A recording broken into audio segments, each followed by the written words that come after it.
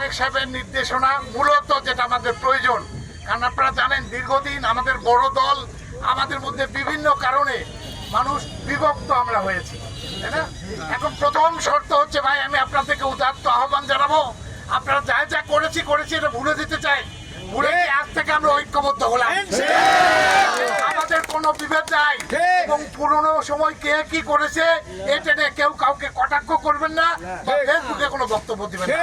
আমরা এই ঐক্যবদ্ধের মাধ্যমে এখানে ধানের শীষে ব্যাপক বিজয় করে আমরা তারেক সাহেবকে দেখাতে চাই আদমদীঘি দুপচাঁচার মানুষ সবচেয়ে বেশি ধানের শীষে আপনাদেরকে ভোট দিয়েছে, এই কথা যেন আগামী দিনে আমরা বলতে পারি।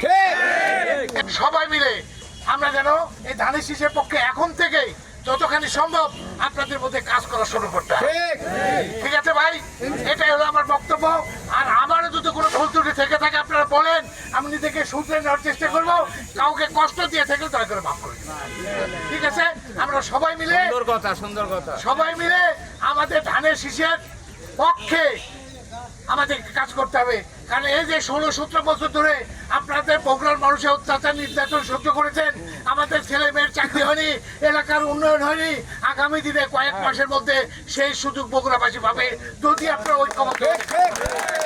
এই সুযোগটা কোনোভাবেই হাতছাড়া করা যাবে না, তাই না?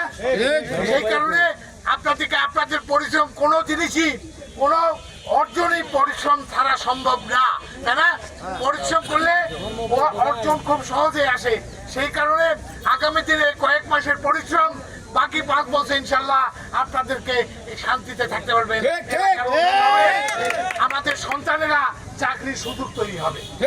এবং আমি আপনাদের কথা দিতে চাই, সমাজ যে বিভক্ত হয়েছে, আমি চেষ্টা করব সমাজকে ঐক্যবদ্ধভাবে সমস্ত মানুষের শান্তি নিশ্চিত করার চেষ্টা। এই বলে আসেন আমি সবাইকে উদাত্ত আহ্বান জানাবো, আমরা একটা পতাকা তলে ঐক্যবদ্ধ হয়ে ধানের শীষের জন্য কাজ করি এবং বেগম